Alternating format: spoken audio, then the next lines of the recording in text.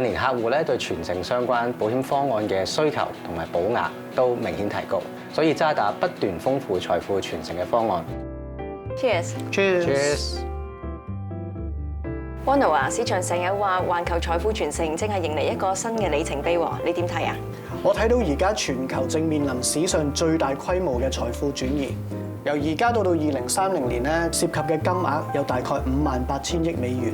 今日好多家族發現咧，最大嘅問題唔係點樣分家，而係喺傳承嘅過程裏邊咧，點樣去建立一個好嘅機制，延續家族嘅價值。所以傳承再唔係單純一個理財嘅決定，而係一個長線規劃嘅課題。Elson 啊，你喺銀行接觸客戶嘅時候，有冇見到呢個轉變啊？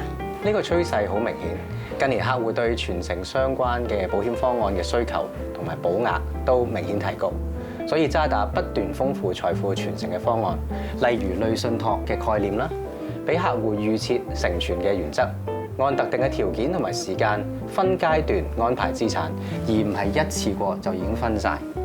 配合埋彈性嘅入息安排，既可以有系統咁為家人製造現金流，亦都延續到客戶家族嘅理念。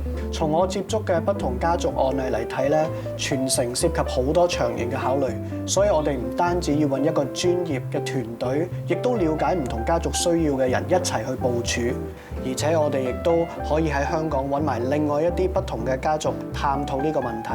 有專業嘅團隊一齊規劃傳承，咁就更加安枕無憂啦。Cheers！ Cheers！